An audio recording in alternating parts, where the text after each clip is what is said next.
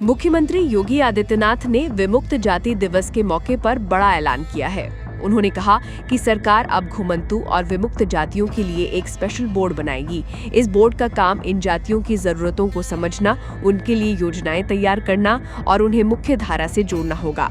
योगी आदित्यनाथ ने लखनऊ में हुए कार्यक्रम में कहा कि ये जातियां देश के गौरवशाली इतिहास की गवाह हैं। नट, बंजारा, बावरिया, सासी, कंजड़, कालबेलिया, सपेरा और जोगी जैसी जातियों ने विदेशी हमलों के समय बहादुरी से लड़ाई लड़ी।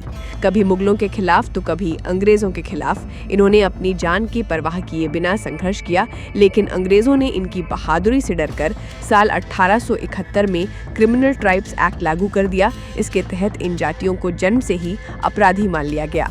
आजादी मिलने के बाद भी ये कलंक 1952 तक इनके सिर से नहीं हटा। बाबा साहब भीमराव अंबेडकर की कोशिशों से 31 अगस्त 1952 को इन जातियों को इस अन्याय से मुक्ति मिली। इसीलिए हर साल 31 अगस्त को विमुक्त जाति दिवस मनाया जाता है। आज भी इन जातियों के सामने कई मुश्किलें हैं। घुमंतु जीवन की वजह से बच्चों की पढ़ाई छूट जाती है, रोजगार स्थिर नहीं है और स्थायी घर नहीं होने की वजह से कई सरकारी योजनाओं का लाभ नहीं मिल पाता। बोर्ड की वजह से ये जातियां समाज की मुख्य धारा से जुड़ सकेंगी, शिक्षा और रोजगार के नए मौके मिलेंगे और इनके जीवन में स्थिरता आएगी। योगी आदित्यनाथ ने कहा कि प्रधानमंत्री नरेंद्र मोदी के नेतृत्व में पिछले 11 सालों में केंद्र और राज्य सरकार दोनों ने मिलकर इन जातियों के कल्याण के लिए कई कदम उठाए हैं। खासकर शिक्षा और आवास योजनाओं पर फोकस किया गया है। अब सरकार का प्लान है कि इन जातियों के लिए कॉलोनी और मकान की व्यवस्था भी की जाए ताकि इन्हें स्थायी छत मिल सके। मुख्यमंत्री ने साफ कहा कि ये जातियां कभी अपराधी नहीं थी, बल्कि योद्धा थी। इन्हें सम्मान मिलना चाहिए, अवसर मिलना चाहिए। सरकार का मानना है कि बोर्ड बनने के बाद इन समुदायों की समस्याओं को सीधे सुना और सुलझाया जा सकेगा।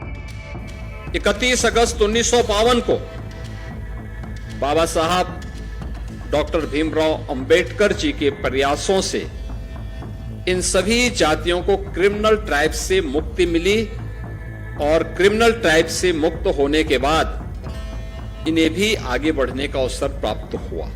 अलग अलग क्षेत्र में इन्होंने काम प्रारंभ किया और फिर इनके लिए तमाम प्रकार के अन्य आयोजन प्रारंभ हुए।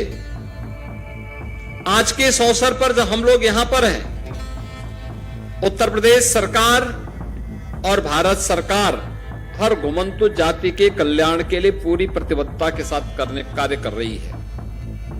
आश्रम पद्धति के विद्यालय बना करके उत्तम शिक्षा की व्यवस्था हो सके, इसके लिए 9 जनपदों में अब तक जयप्रकाश नारायण सर्वोदय विद्यालय, रामपुर, फर्रुखाबाद,